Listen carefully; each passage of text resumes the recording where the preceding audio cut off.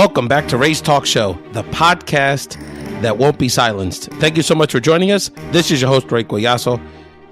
Check us out anywhere you can consume a podcast, iTunes, Stitcher, Spotify, SoundCloud. The list goes on and on et al. You can check us out on social media, on Twitter at Ray's Podcast and on Instagram at Ray's Latino Talk. On the final countdown episode of Ray's Talk Show, we will take the country's temperature as we lead up to the upcoming midterm elections. First, we will visit with Michell Tremillo of the Texas Organizing Project on the Real Texas Story. And then we will mosey on down to Florida to talk to my compadre, Elbert Garcia. Those conversations plus my predictions on what will happen on Tuesday. To begin the final countdown on Ray's Talk Show, let's start in San Antonio for a powerful conversation with Michell Tremillo. Michell Tremillo, welcome to Ray's Talk Show. Thank you for having me. Michelle, why don't we start with this? You're a busy woman. You're in the final days of the campaign. Talk to us about what we should be talking about or think about and know about when it comes to Texas, because, you know, the pundits are into the better wave and the color of Texas, right? When it becomes purple, when it becomes blue. Mm-hmm. But there's some real people behind that process that we need to focus more on. Sure. Thank you. I mean, let me just give you a little bit of background about our organization first. Because while increasing the number of people, I would say one of our goals is to increase voting in communities of color. But our overarching goal is really to have what we would call a reflective democracy in Texas, right? So we have the majority of people who live in our state are people of color, they're women, they're young people. And collectively, we have very little power in our state, right? And so our goal is to create a state where people of color have the power that they need to live and thrive in this country. And so, we do year-round community organizing on a racial and economic justice agenda. Our membership is predominantly Black and Latino. We're rooted in the three largest metro areas of the state, Houston, Dallas, and San Antonio, my hometown. And, we work year round to center a racial and economic justice agenda, to create living wage jobs with benefits, to end mass incarceration, to protect immigrant rights, to have thriving public schools, thriving neighborhoods, access to healthcare, all of those things. And voting is just the first step, right? So the first step is to participate in who gets elected. And then step two is making sure that the people who are elected are moving real policies that have a positive impact in our communities and are rooted in a racial and economic justice agenda. So that's what we do. And I think, the story right now really is the story of people of color in Texas, right? The story of our people showing up to vote in their numbers, right? And we're seeing really great results through early vote of communities of color showing up at the polls. And how much of that have you felt is, what do you contribute to that? Do you contribute that? How much of it is the candidates and kind of more attention being paid generally to Texas as opposed to the work you're doing or other advocacy groups doing? And then how much of that is the Trump effect, right? I mean, there's a lot of factors, but. Yeah, that's a good question. I mean, groups like ours, and we have, many partners on the ground across the state who also invest in both year-round organizing and voting. And so, I do think that, those of us that have been investing in election cycles over, many years, right? For TOP, it's been 9 years that we've been investing in both growing the number of people voting and, raising civic engagement year round. So, many of us have been working this cycle by cycle. Absolutely, there is a Trump effect. Absolutely, there is a very positive Beto effect. And I think, all of these things are coming together, right? I think many of us have been doing work on the ground for cycles that has made it easier to accelerate the change that we want to see in Texas because you have an exciting candidate like Beto on the ballot. And not just an exciting candidate, a choice, right? Like a real choice, because what oftentimes, because of gerrymandering and voter suppression and a lot of the issues, that you're dealing with, Michelle, there's not enough times when our community has a real choice in Texas. Yeah, I mean, that's a really good point, right? There, you can really say what the difference is between a Beto O'Rourke and a Ted Cruz, right? And I also want to add, there are very exciting local races that, are also creating real energy in our communities, right? In Harris County, there's a young woman, Lina Hidalgo, running. She's a first-time candidate. She's running for county judge. She's an immigrant. She comes from a very different background. She looks like the people in the communities where we're knocking on doors, right?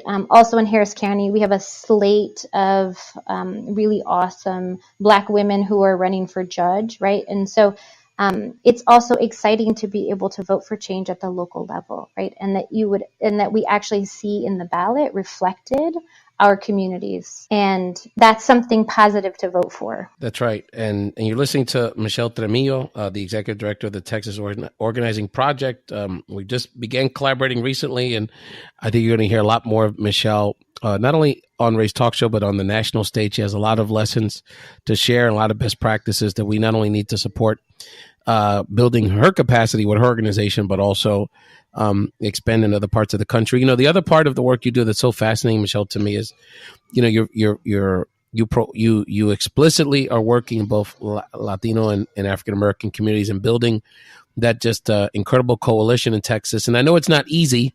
It sounds sweet and it sounds nice and it sounds very noble, but I know the work, it takes real work to build those bridges and to collectively build a movement. So can you talk a little bit about the work y'all do and specifically in building the coalition that you do as a state advocacy organization? Yeah, I mean, thank you. I do think, the work can be very challenging, right? We are trying to make real shifts,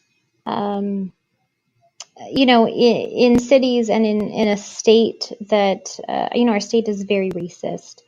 And part of why we do have apartheid type conditions is because of the historic divisions among people of color in general, and then, specifically between Latino and Black communities, right? So that historical divide is incredibly challenging to overcome. And, we do this work every day. We talk about racism.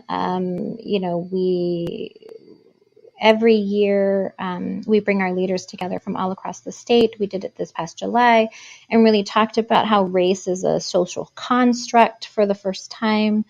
And for many people, they were learning that for the first time, right? That race is a social construct. It's not real.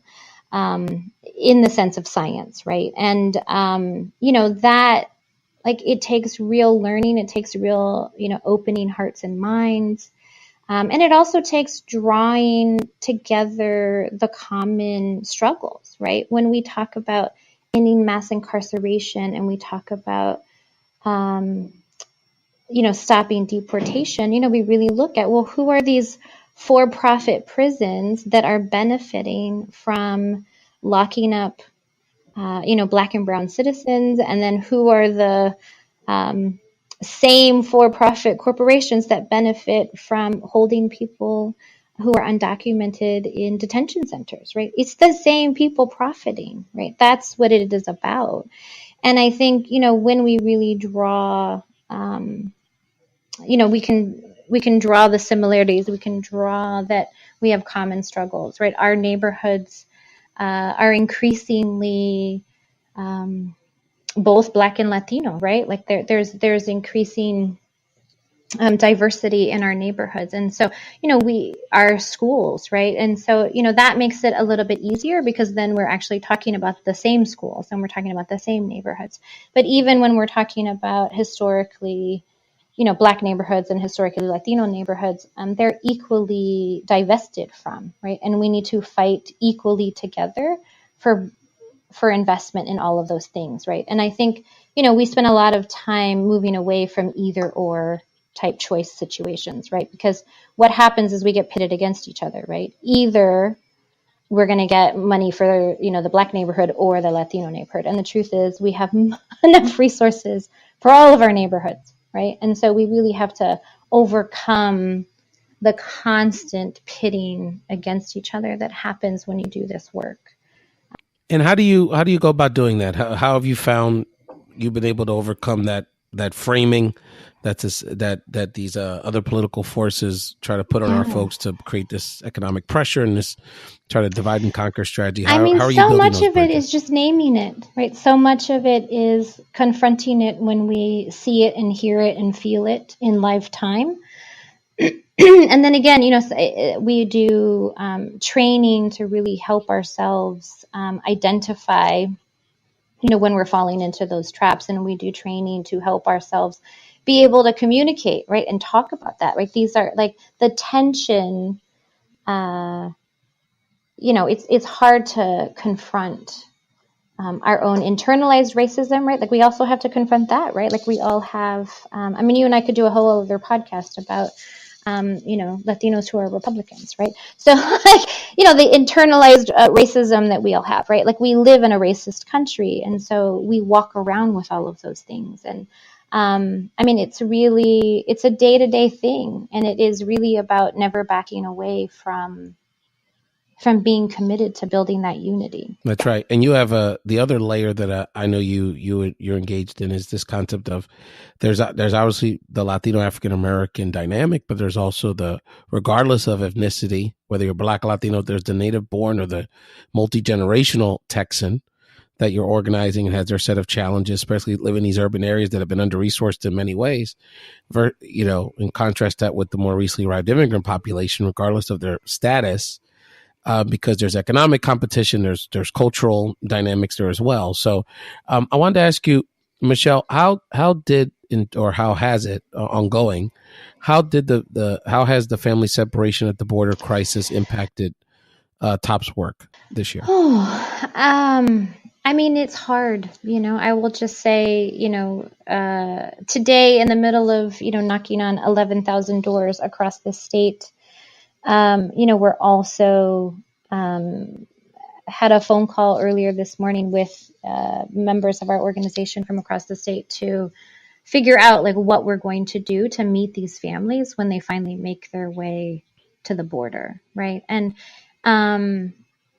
these are really hard conversations. They're very emotional, right? And it's not just important to make sure that we show up for, as you know, there's like a caravan of families making their way to the border right now, right?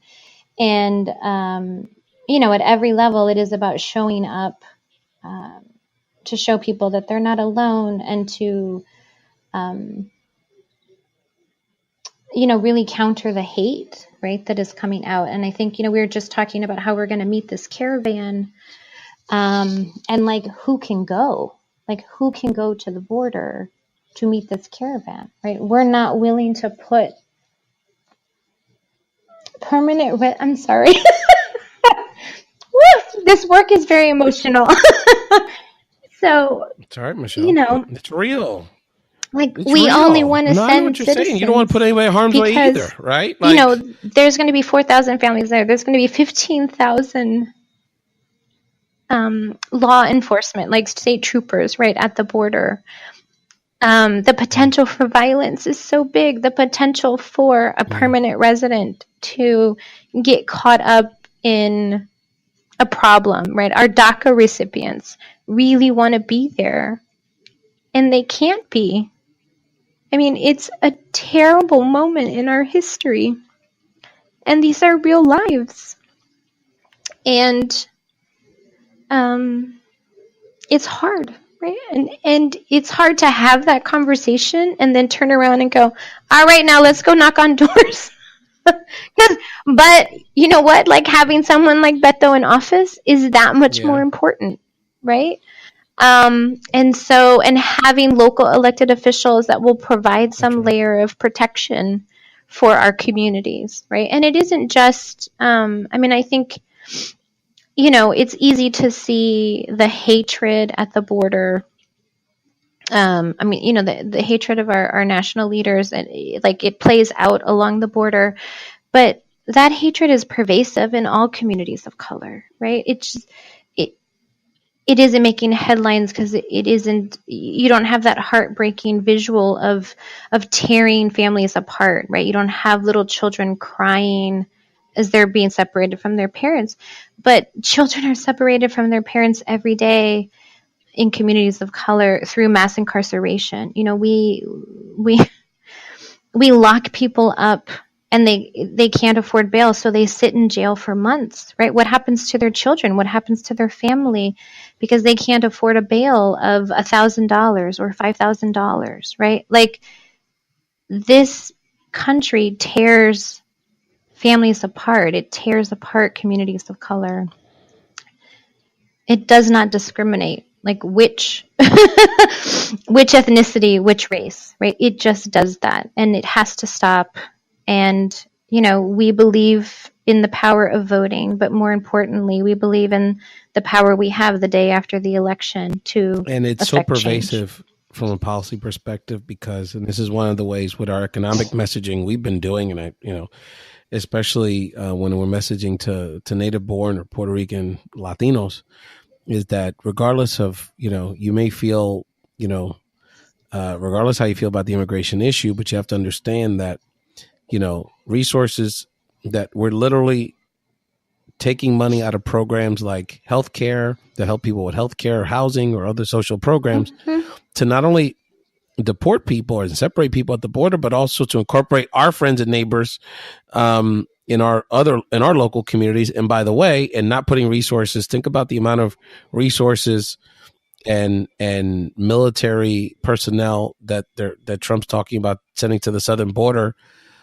for literally, several hundred families that are just trying to seek asylum, as compared to the lack of response to the island of Puerto Rico post Hurricane Maria. And, you had similar dynamics with Hurricane Harvey, particularly in lower income minority communities. And again, you're listening to Michell Tremillo from Texas Organizing Project. Michelle is as real as it gets. I really respect this woman. I'm really looking forward to continue to working with her and collaborating, because we're going to get Texas right. And that's not only going to be change the face and the political power of Black Latino communities around the country, it's going to change this country for the better, because we're going to have progressive policies much more in the forefront that's going to help everybody, even some people that may hate us right now for their own insecurities. Michelle Tremillo from Texas Organizing Project, what else do we know about Texas right now and the work that y'all are doing? Well, I mean, I think it's very important for people across the country to understand. Sorry, wiping away my tears here. Thank you, Rafael. I think it's important for people out there to know that Texas is changing. I think I don't know how much people understand after the 2016 election. Texas was one of only 4 states to improve their democratic performance.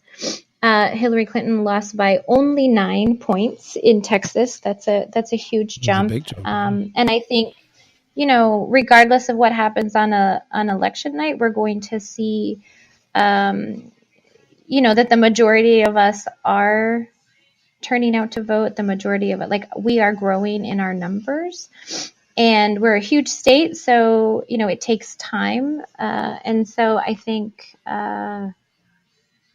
People should keep an eye on Texas, because wonderful things are happening. We have an amazing set of partners across this state that are doing really amazing year-round work. 2 of our major cities passed earned paid sick time policies this year. We're the first and the second city in the South. Austin and San Antonio are the first and the second city in the South to pass earned paid sick time policies. Our governor has threatened to take that away from us at the state ledge. We're not going down without a fight. And we know that the majority of people in Texas agree with us. Again, like, we are the majority.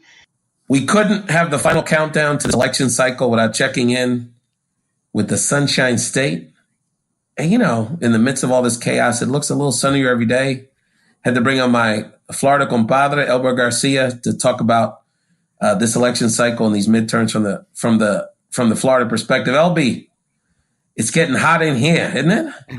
How you doing, Ray? Yeah, it's getting hot, but we always like it nice and warm in the fall in Florida, so it's a good thing. So you don't have to be Steve Kornacki or some other pundit on assignment down in Florida. Flies in on a day trip to Fort Myers to meet with voters. We're talking to people that are on the ground in the streets, in the real neighborhoods, the Poincianas, the Little Hades, the real communities that are the communities that really deserve a voice in this process. So, Elby, give us a real, for real temperature check of what's happening down in Florida. Well, I think everyone's really excited, Ray, about what's going on. And I'll say that's from all the electorate over there. So I think you've got Republicans, you got independent voters, which here are classified as NPAs, and also as Democrats, right? And so I think everyone's really looking at the opportunity to really participate in the process. And a lot of that has been done with a lot of great work that grassroots organizations, both national and local organizations, really trying to get people not first just only to register to vote, but then also coming out and doing that. So you see a lot of excitement. I think what was important for Florida is that you are seeing a lot of excitement among folks of color and specifically young people, right? And so young people, including young folks of color. One of the things that kind of gets lost in the national discussion is how much of a significant percentage young people make up when it comes to Black and Latinx voters down here in Florida. And so when folks say young people have to come out in Florida, it really does make a difference in terms of demographics, especially in the Latino community where, the difference of generations can mean the difference between a very ultra-right conservative Cuban versus perhaps a third generation Cuban who is a little more open, perhaps may have even voted for Obama, but decided to sit out the 2016 elections because they didn't like Hillary. So we're seeing a lot of people really excited about that. But again, elections are won here in Florida at the margins. The last gubernatorial election was decided by 63,000 votes. Trump won the state by 1.2%, and so again, a lot of it is about, the polls may take a certain kind of pulse, but the reality is that it's all about turnout. There's obviously sort of the anti-Trump movement, the resistance movement that began, the day after Election Day in 2016. There's Florida is very much the home of many of these youthful or, sort of newer movements. Are young people from Parkland, obviously focused on gun control issues from the perspective of millennials and students. There's obviously the Puerto Rican movement of not only more recently arrived post Hurricane Maria, but also just the ongoing evolution of the Puerto Rican community in Florida and Central Florida more specifically. And obviously, and on some level, immigration, having just a very diverse Latino community and Black community as it relates to immigrant status in the state of Florida. And then how much of it is we have a damn good gubernatorial candidate in Andrew Gillum, Elby. There's a lot of factors here, right? Well, yeah, there's a lot of factors. I think the biggest factor, as you say, is unlike, I think, 2016, where there was a question of whether or not the person at the head of the ticket, whether they really were speaking to voters as opposed to through other people. Andrew Gillum has connected with voters, and he's connected with voters because his platform is pretty much kind of a common sense kind of platform. It's saying, yes, we on the last 8 years under Governor Scott, of the last 20 years of Republican control of the state legislature, what have you really gotten? Yes, they say lots of jobs have been created, but a lot of them are low, are low wage jobs, right?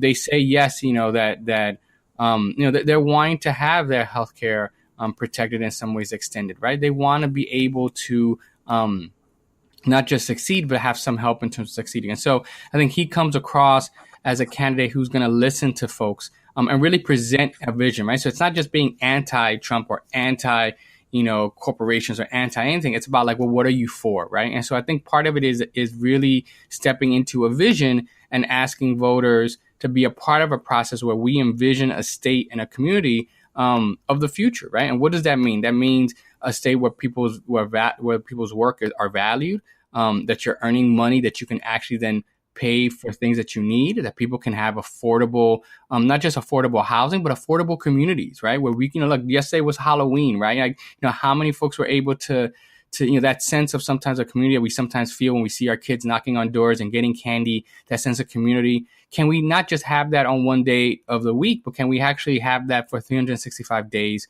of the year? In a lot of communities, that's not possible. And so how do we get to that point? How do we build and create that? And how do we work together to do that?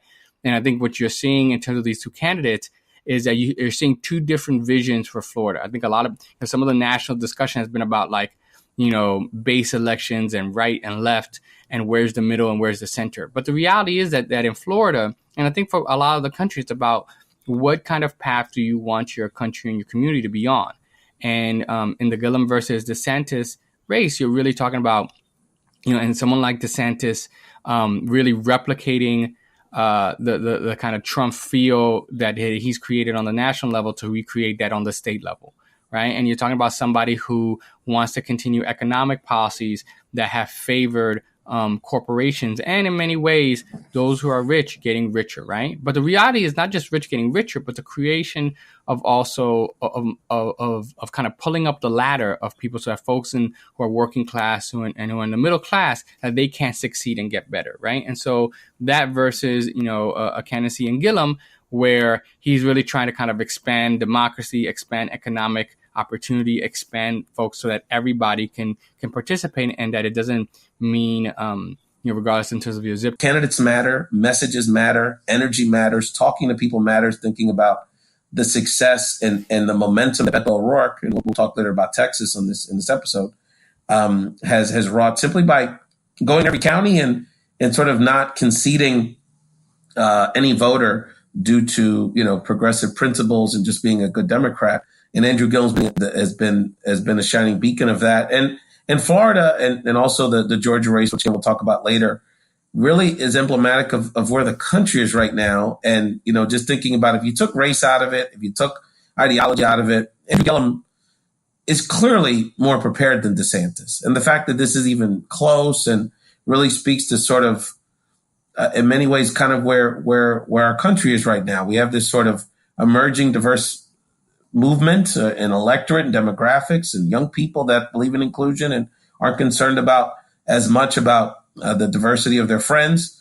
And then we have sort of like the old America and the sort of, this old thinking that, just because, you're a white guy and you have, a certain level of status in our society, regardless of how prepared you are or not, because Ron DeSantis is very poorly prepared to be governor and to be a candidate in this election, that on some level, you being a vessel of our grievance and are pushing back on where this country, the leadership of our country is headed, provides you legitimacy. So all of that, and the fact that Andrew, as you said on an earlier episode of Ray's Talk Show, is not running as a black candidate, but is unapologetically black, I think speaks to a new way of, or a refreshing way of the way we should think about these things, that we should be proud of who we are. But at the same time, that doesn't take away from the fact that we're here to serve everybody, because if you think about the 24-hour day and what most folks are doing, I mean, they're working, they're trying to raise their kids, they're trying to figure out how to pay bills, right? They're trying to do all those things, right?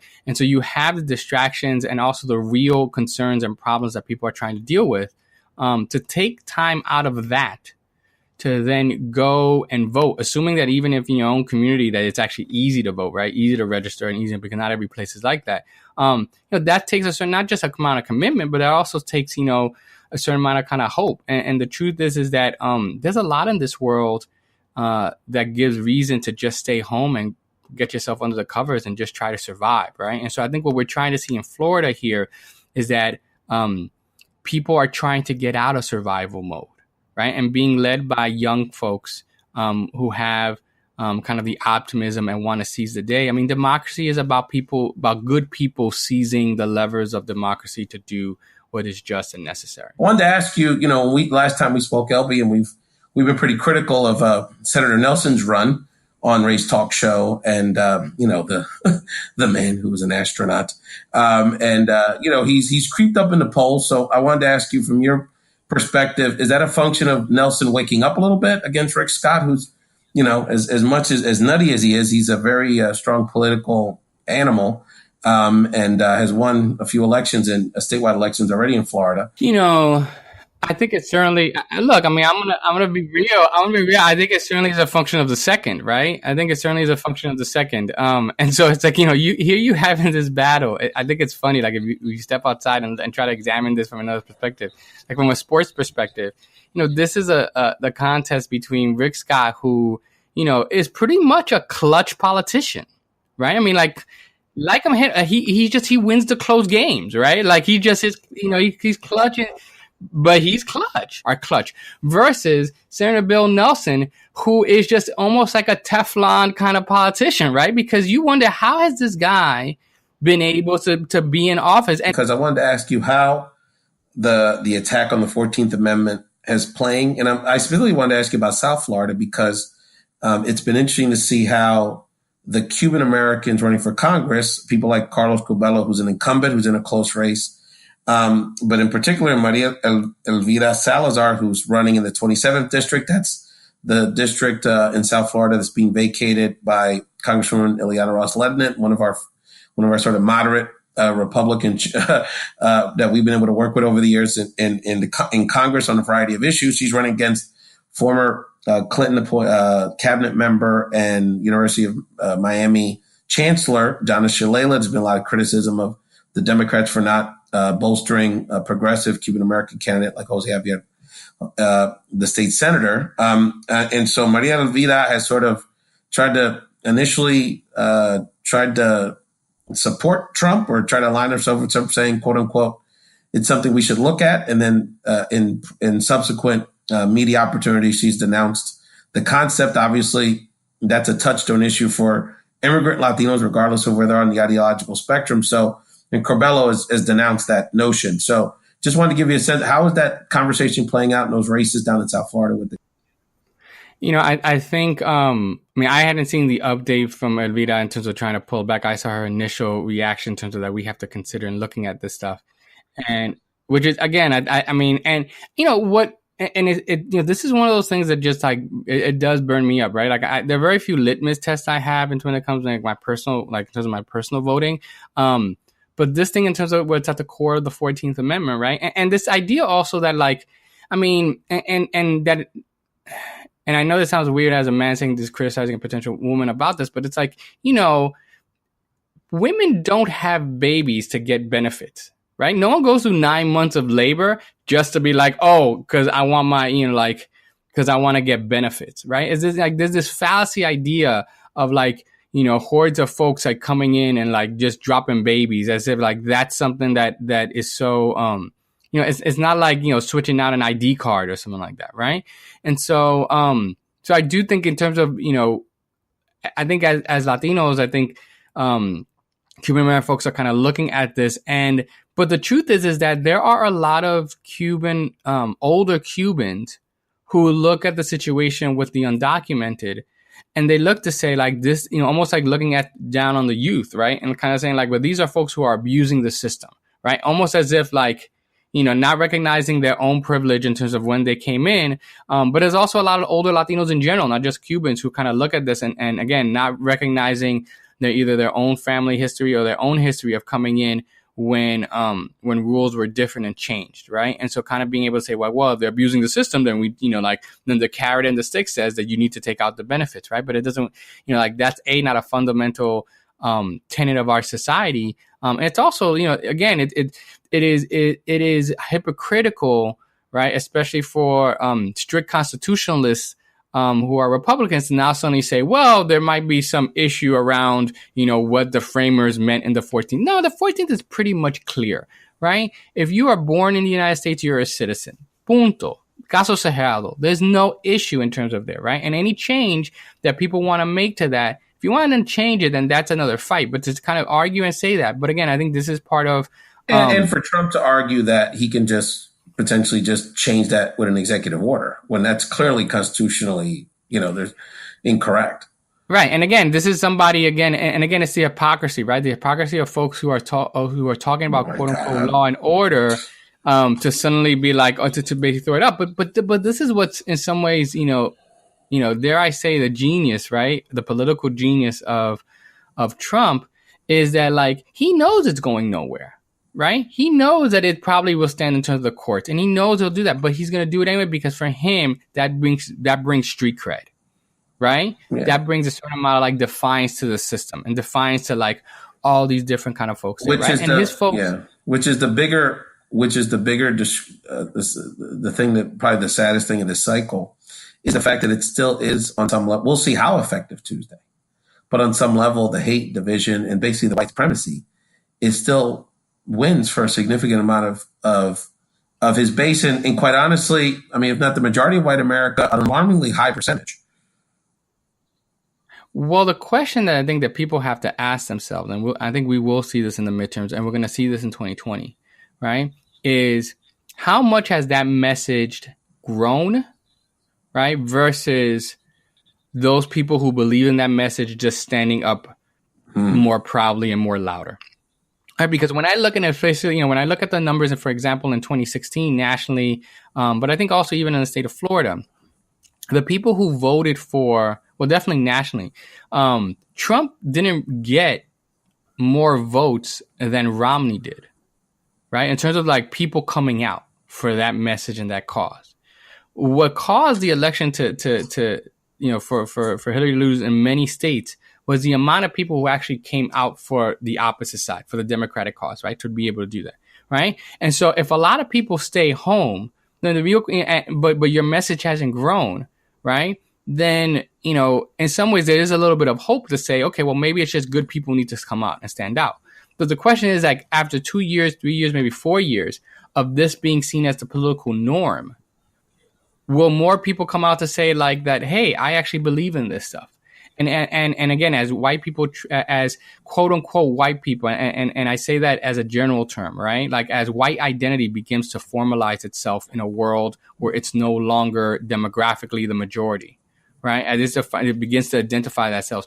Well, people begin to suddenly say, this norm that Trump has set up, that it should continue, right? And so that's the real question. So in a place like Florida has had strong roots in Trumpism even before Trump, right? And so the real question we'll see is that, well, if that many Republicans come out for DeSantis, does that mean that the Trump brand is growing in Florida? And that's something that, like, and again, I think good people in Florida, in terms of the increasing, I mean, we're gonna see record turnout. Hopefully, continue to see record. We've had record early voting turnout. Whether or not that cannibalizes voting in general is a question on election day. But I do think that they're, looking at the numbers that we've seen on the ground, that more people will come, people who didn't come out in 2014 and certainly in 2016 and certainly in 2014, they're coming out now. And so, I do think that Trumpism will be checked. Yeah, right. I mean, I know obviously we've been talking a lot about Florida. Florida is just one of a couple of different states that are going on. I mean, like, how, as you step back from Florida, what do you talk a little bit about, in Orlando, but what are you seeing also from your travels around, in terms of, around the country? I mean, I know you were recently in San Antonio and Texas. What's, what are people talking about, and what's not making it up to the national level there? I think well, there's a lot of things. I think on the ground, from an optimistic perspective, I think Texas is a big story. I mean, and again, being, having the right candidate matters. If you see the disposition between, kind of how the contrast between rather how energized people are, not just Latinos, but just people in general are in Texas for Beto O'Rourke. And we're not just saying this because we went to college with him. So the energy's real. And I was in San Antonio with our homie Jorge Herrera, our folks at Jolt, our folks at TOP, that are organizing Latinx and African Americans on the ground in these communities like Houston and Dallas and on the border. And so the energy's real. And so my optimism is the fact that we've already, with limited resources over the last two presidential cycles, had closed this gap quite a bit. I mean, it was in 2008, it was over 2 million. Now it was about 700,000 in 2016. So I think it's real. I think the possibility of Beto winning is real. And that has such tremendous ramifications for our country beyond the split of the Senate in terms of changing Texas into a purple state, getting Ted Cruz out of our lives, and and just ushering a new era. Ray, what do you, as you're looking at this stuff, what concerns you the most in terms of looking at some of these places? I guess I got a big one and a small one. The big one is I'm concerned that, there's just way too many people in this country that are buying into this hype. The fact that Kavanaugh would be a mobilization force. This misogynist, someone that just ultimately didn't have the temperament to be a Supreme Court justice, that on some level energizes anybody, much less a base of Republicans. And then the fact is Trump is right in a sense that this immigration nonsense, this hatred, it works for him. Let's call it what it is. The fact that it kickstarted his Republican primary fight, and the fact that he's not completely, bottomed out in the polls and in surveys shows that on some level, obviously it does work. So I think there's a reckoning there, and that's a whole other conversation. But I think conservatives and Republicans, they basically largely the conscious ones, the Flakes, the Morning Joes, the Steve Schmitz, on some level have played punch as pilot. They're walking away from this fight, and that's their community. So I think that's a bigger conversation. So the fact that to the extent it's working, we'll find out Tuesday. And I think just on a sort of a election level, quite honestly, I'm just really terrified of the idea that they could steal this election from Stacey Abrams. And I think if she loses, it'll be because of the voter suppression that's taken place, not just targeted African Americans, but we have a large Latino and even Asian American population that's been discriminated against it in the voter registration phase. But that really just scares the shit out of me that they could literally steal it from this woman who's incredibly capable, who quite honestly, I think on some level would excite me more as a presidential candidate than most of the people in the field at this point. So that scares me. Yeah. No, I think, it's funny when you look at it, especially in the South. I was talking to somebody yesterday and I said, we're at this crucial moment when it comes to, this part of American history where we can either say this is a moment like McCarthyism versus like the rise of Jim Crow. Right. And what do I mean by that? What I mean is that like McCarthyism, for all this, for all the Red Scare, stuff like that, was only a period of time that really lasted somewhere between 4 to maybe 8 years, right? In terms of at least like taking up space in terms of the 50s, right? Late 40s, maybe beginning of the 50s, right? And that you saw that McCarthyism came like swelled down just as the civil rights movement was supposed to kind of come up, right? And so at least it was short in terms of relatively, obviously a lot of pain, a lot of suffering intense. So I don't want to minimize that, but like relatively short. Versus when you saw post-Reconstruction, right? You saw an entire system come up to suppress and to suppress democracy, right? And so for me, like looking at this stuff, look at the voter suppression in terms of Abrams, looking at like people trying to make moves on birthright citizenship. Again, it's about a structured plan, right? And when you look at some of especially the immigration hardliners, in terms of some of this stuff, they've been thinking about it since the mid 70s, right? The fact that these folks are now in old positions of power, but still like coming with, that to me is scary, right? And so, but I also think that in that same way, we must be just as, like, I think there's been a lot of talk that I've seen in people in terms of trying to create space for vision, right? Trying to create space for dreaming, right? And I think we have to get recommitted to that, right? I think too many times people who consider themselves progressives or liberals, are in the reaction mode, right? On the reactive reaction mode, trying to like hold the line. And one of the things that it's amazing that I guess you can take away from this president is that like, he's not holding any line. He's just going out full forward, right? And I think if there's anything around this generation or this moment in our lives, that we must be unapologetically, visionaries, unapologetic visionaries in what we want. Yeah, and the last thing I wanted to add in terms of what we're not talking about is, from an issue perspective, Trump just sucks up all the oxygen, and even to some degree how Democrats and progressives struggle with sort of putting policy into the discussion. And that's bubbled up because it's, with healthcare is sort of this all-encompassing issue. So I don't think they asked Tom Perez on MSNBC the other day, was that y'all strategy or that just what happened? And basically he admitted that's just kind of, the Americans have bubbled that up to the surface as a dominant issue. But the other thing I wanted to mention, I want to give a shout out in terms of what people aren't talking about is education. And so you see in the races, particularly in Arizona governor's race, which David Garcia, the Democrat, seems like he still has a bit of an uphill climb as it relates to potentially knocking off Governor Ducey, the incumbent. is that, education funding and education equity, as it relates to about half of the children in Arizona which are Hispanic, is he's been able to fashion that as the issue that's bubbled up in that election. So regardless if he wins or loses, the fact that he's brought that issue to the forefront, and if you look at states like New Mexico, you look at states like Texas, you look at states like Nevada, Arizona, these are states that literally the future of the state are Latino children, because they're not, if not the majority of the young people, the K through 12, they're a large percentage. And the fact that those states have chosen very consciously for a generation, as the states have become more diverse, to basically,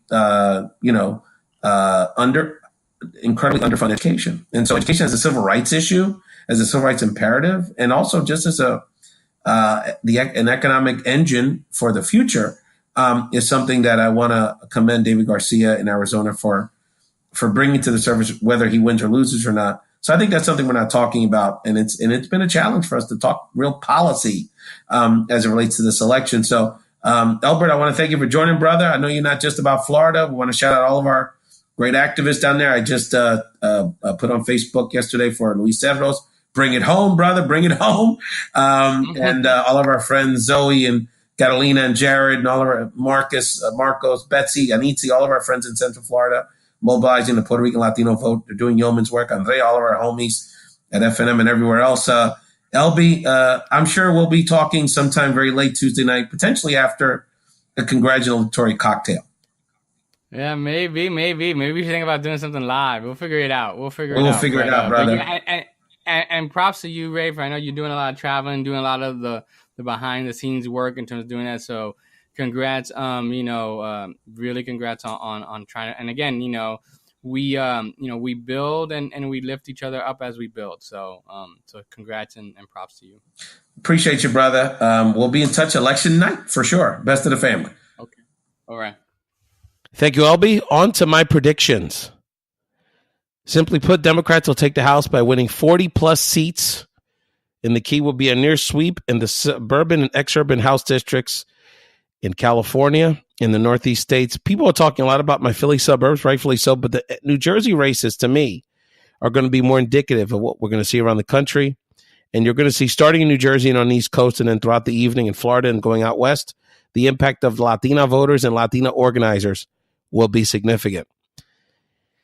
I think the Senate's going to end up in a tantalizing 50-50 tie that will come down to whether or not we can sweep Arizona and Nevada at the end of the night, or a potential runoff in Mississippi.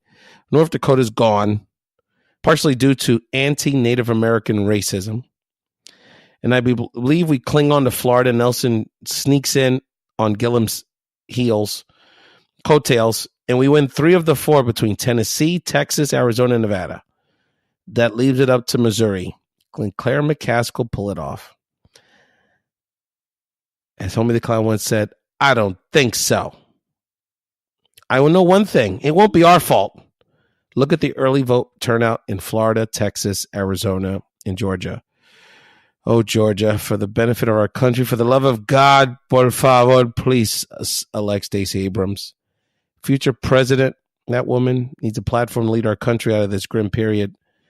And make sure, y'all, you just focus on the federal. Got to vote for these governor's races, these state legislative races, critical for redistricting, for holding a check on this president, for beginning to push progressive policies on a local and state level. And don't forget about our man David Garcia in Arizona, Michelle Lujan Grisham in New Mexico, and of course Sheriff Lupe Valdez in Texas. And I can't forget my man Andrew Gillum in Florida. Bring it home, familia. Believe in the future, believe in your community, believe in yourself. Because even after November 6th, November 7th goes to the next phase of resistance, activism, and protecting ourselves. Because the more we succeed, the more we push on creating a check on the president, the more the attacks, the more the vitriol, the more frankly, the violence against our community will continue. So we need to take care of each other out here and understand that November 6th is just a step, a critical one, but just a step in our longer journey. Thank you so much for joining Michell Tremillo, Elbert Garcia, and myself, Ray Collazo, your host, on the final countdown edition of Ray's Talk Show. If you like what you heard, give us a review, share it with your friends. Again, you can go to iTunes, Stitcher, anywhere you can download a podcast to share the love. Get out to vote, my friends. Get 10 of your buddies to go to the polls and get ready for next November 7th for the next phase of this journey. But the good news is we'll have this journey together. Thank you so much for joining Ray's Talk Show. Have a restful weekend and get out to vote.